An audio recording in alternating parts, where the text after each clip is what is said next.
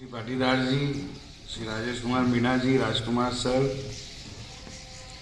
आज के कार्यक्रम का बहुत बढ़िया संचालन कर रही madam Geetanjali sir, A.K. Mishra ji और सभी उपस्थित साथियों और ऑनलाइन आज हमारे कार्यक्रम से जुड़े बहुत सारे हमारे विद्यार्थियों एवं अभिभावकों। बहुत सारी चीज़ें हमारे पार्टिसिपेंट्स और वक्ता जो आज इस कार्यक्रम में थे उन्होंने बहुत बढ़िया अपना प्रदर्शन किया और विचार व्यक्त किए। मैं इस अवसर पर उन सबको बधाई देता हूं और चाहूँगा कि हम सब लोग उनके लिए एक बार जोरदार क्लैप करें। विद्यालय के प्रत्येक व्यक्ति ने प्रत्यक्ष या अप्रत्यक्ष रूप से आज के इस कार्यक्रम को सफल बनाया है। मैं दो चार चीज़ें जो मेरे मन में हमेशा रहती है स्वतंत्रता दिवस पर बोलने के लिए, उनको आपके साथ शेयर करना चाहूँगा। बहुत सारी चीज़ें ऑलरेडी बोली जा चुकी है। कोई भी देश आज़ाद होता है और उसकी आज़ादी का दिवस प्रतिवर्ष मनाया जाता है, तो प्रश्न हमेशा ये उठता है कि क्या वो पहले गुलाम था, और गुलाम था तो क्यों था।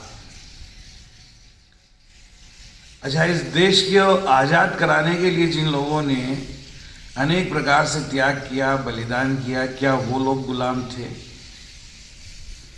तो जब हम स्वतंत्रता के इतिहास में जाते हैं, मैंने पर्सनली व्यक्तिगत रूप से जब 1757 प्लासी के युद्ध से लेकर 1961 गोवा मुक्ति आंदोलन तक का इतिहास पढ़ा।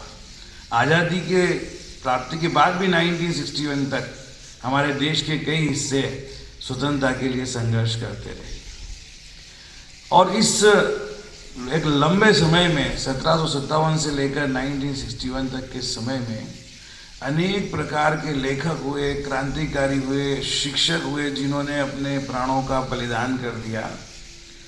तो उनके प्राणों के बलिदानों की कहानियों को जब हम देखते हैं, सुनते हैं, पढ़ते हैं, तो हमारे सामने एक दृश्य उपस्थित होता है कि उन लोगों का आखिर ऐसा क्या जज्बा था जिसकी वजह से उन्होंने देश के लिए प्राणों को बलिदान कर दिया। और बलिदान ऐसा नहीं कि किसी ने गोली मार दी और शहीद हो गए।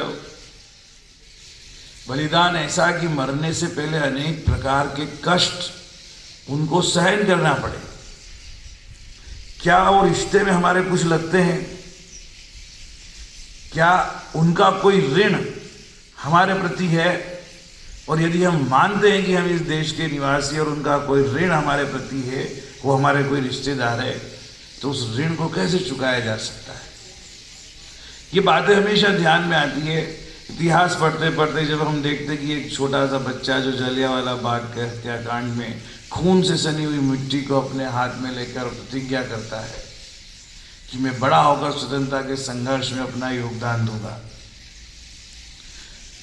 जब वो जेल में बंद रहता है और हजारों की संख्या में लोग उसके फांसी के एक दो दिन पहले उससे मिलने आते हैं, और अंग्रेज सरकार केवल उसकी मां को उससे मिलने के लिए अनुमति देती है, तो वो यह कहकर अपनी मां से मिलने के लिए मना कर देता है कि अब मेरी एक मां नहीं है, इस देश की जितनी भी माताएं हैं वो सब मेरी माँ है, और ये मातृभूमि भी मेरी माँ है।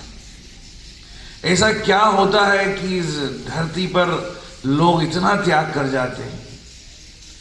तब हम अपनी संस्कृति के पीछे अगर जाते हैं 4-5 हजार वर्ष पहले, तो भगवान राम का चरित्र हमारे समक्ष आता है, जो वो कहते हैं कि अपि स्वर्णमयी लंका न मे रोचते लक्ष्मण जननी जन्मभूमिश्च स्वर्गादपि गरीयसी। तो ये भाव जब आपके हृदय में होता है, तो आप किसी भी प्रकार का त्याग करने के लिए समर्पित हो जाते हैं। कुछ ऐसे ऐसे उदाहरण हमें देखने, समझने और पढ़ने को मिलते हैं। एक बजाय किताबों के पढ़ने के उदाहरण में एक आपसे एक लाइव उदाहरण, जिन स्वयं एक बड़े क्रांतिकारी से व्यक्तिगत रूप से जब मेरा संपर्क हुआ। मैं एक विद्यालय में शिक्षक था मेरी एज रही होगी 23-24 वर्ष की और उनकी एज 70+ थी। तो उनसे मिलना हुआ। उन्होंने देश के ज़्यादातर क्रांतिकारियों पर क्रांति काव्य लिखे। उनसे बैठकर जब हमने बात की तो उन्होंने बताया कि जब उन्होंने भगत सिंह पर कुछ लिखना पड़ा तो भगत सिंह की माता जी विद्यावती देवी से मिलने उनके पंजाब के जो जिला ध्यान नहीं आ रहा है उसका गांव है खटकड़ कला गांव, वहाँ मिलने गए और भगत सिंह की माता जी विद्या देवी ने उनके लिए वहाँ उस समय बताते हैं कि वो जो ज्वार वगैरह चल रही थी उसकी रोटियां बनाई खिलाई। उनको बोलते क्या हम लोगों में और उन लोगों में कोई विशेष अंतर नहीं होता, क्योंकि देश के लिए काम शरीर नहीं करता। किसी भी युद्ध में शरीर नहीं लड़ता, व्यक्ति का मन लड़ता है, उसका हृदय लड़ता है, उसकी भावनाएं होती है, उसके विचार उससे त्याग करवाते हैं। और ये जो जज्बा जिसके अंदर विकसित हो जाए और ऐसे लोगों का एक बहुत बड़ा समूह जब देश में हो तो कोई भी देश कभी भी गुलाम नहीं हो सकता। गुलामी के कारणों में हम जाएंगे तो पता चलेगा कि इस देश की आजादी के कारण भी हम ही है और इस देश की गुलामी के कारण भी हम ही है। जो लोग स्वतंत्रता के लिए संघर्ष कर रहे थे उनको कोड़े वारने वाले भी हम ही थे, उन्हें जेल में ठूसने वाले भी हम ही थे, उन्हें इस आजादी के संघर्ष को रोकने के लिए दबाव बनाने वाले भी हम ही थे। अंग्रेज तो केवल गिनती के लोग थे जो रिमोट कंट्रोल से हमें चला रहे थे। जितनी भी सेनाएं थी, जितनी भी पुलिस व्यवस्था थी, वो सारे भारतीय ही तो थे जिन्होंने प्रत्येक आंदोलन को निर्दयतापूर्वक कुचलने का प्रयास किया। जनरल डायर तो केवल आदेश देने वाला था, उन अपने ही लोगों पर बंदूकों से गोलियां बरसाने वाले हम ही तो थे। यहां सोचने की बात आती है कि जब जब इस देश में जयचंद पैदा हुए हैं, जब जब इस देश में मीर जाफर पैदा हुए हैं, जब जब इस देश में कोई जय गोपालन पैदा हुआ है, जब जब इस देश में तात्या टोपे के खिलाफ गवाही देने वाला कोई हुआ है, जब जब सोते हुए अशफाक उल्लाह खां को अंग्रेजों को बताकर चंद रुपयों के लिए गिरफ्तारी दिलाने वाला कोई पैदा हुआ है, तब तक हमारी भारत मां उस दिन के लिए रोई है कि काश इस कोख से ऐसा लाल पैदा न हुआ होता। महाराणा प्रताप जैसे व्यक्ति को एक भामाशाह मिल जाए तो फिर से वो एक नया उदयपुर स्थापित करने की क्षमता रखते हैं। खोए हुए सारे किलों को, जो अपनी पत्नी और अपनी बेटी को लेकर जंगल जंगल भटक रहा हो, शरीर सूख गया हो, उस समय ऐसे ऐसे हमारे प्राणों की आहुति देने वाले, जज्बा रखने वाले, अपने मन विचार हृदय और भावनाओं को पूरी तरह राष्ट्र के लिए समर्पित कर देने वाले व्यक्ति के सामने केवल प्राण भी बचे हो और कोई भामाशाह सामने उपस्थित हो जाए तो वह राजस्थान के ही नहीं, देश के बहुत सारे इलाकों को फिर से जीत कर अपना साम्राज्य स्थापित करने की क्षमता रखता है। जब एक व्यक्ति ऐसा कर सकता है तो हमारे देश में ऐसे अनेक, ऐसे हजारों लाखों क्रांतिकारी हुए हैं जिनके नाम भी हम नहीं जानते। ये सजाए काला पानी क्या होती, जब एक फिल्म आई थी तब मैंने उसका इतिहास पढ़ा तो पता चला कि ऐसे महान क्रांतिकारियों को इस देश के आजादी के आंदोलन से अलग करने के लिए अंडमान निकोबार की जेलों में ठूस दिया जाता था। आप सोचिए कि उन्होंने कैसे महसूस किया होगा कि जिस सलाखों के पीछे, जिस काल कोठरी में उन्हें डाला गया है, वो ठीक से पैर लंबे कर सोने लायक भी नहीं होती थी और वो खड़े होने की तो वहां संभावना ही नहीं थी। वो अपना टॉयलेट भी वहीं करते थे, फ्रेश भी वहीं होते थे, खाना भी वहीं खाते थे।